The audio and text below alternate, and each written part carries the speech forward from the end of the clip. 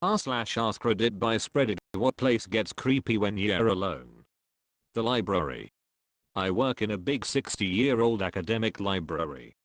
I have recently started using my office from time to time with everyone else still working from home. I'm ashamed to say I turned all of the lights on the floor on while I was there.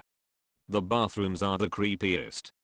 They haven't ever been updated and have a real 1960s feel. Public toilets at 4 a.m. Hotel. I work at a hotel, and actually one time in a dozen years of me working there was one day we had no guests in house. I did not like that one bit. I hated being in that huge building all by myself. Worked night shifts as a security guard in a large hotel that was freshly constructed and wasn't open yet, so it was completely empty with all the rooms open and with some construction equipment still lying around. Having to do rounds across the entire hotel every hour while being the only person there, walking past all these empty dark rooms with all the windows being a perfect background for a human silhouette to suddenly pop up. Not a fun experience, especially when during one routine walk a huge blue foil sheet was for some reason lying across the entire width of a hallway I've already walked through a couple of times that night. I had to constantly remind myself that I'm a big dangerous security guard. My boss won't like the ghost's excuse when he asks me why I'm not doing the rounds. Gotta keep walking. Gas stations at 3 a.m. Especially ones that are in the middle of nowhere. Midway up the basement stairs, after turning the lights off at the bottom. There's a stretch of road in my hometown where a few teenagers have died in car accidents. 3 kids on 2 separate occasions in the same spot. There are few street lights and wooded lots surrounding it. That stretch of road is very creepy at 1 in the morning when you're alone in the car, the subway. When it's packed with people, it's fine.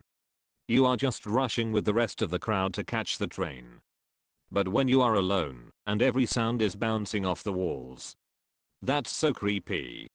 The artificial lights don't feel as unnatural as they do when you are alone. You find yourself yearning for the sun or the stars or anything real.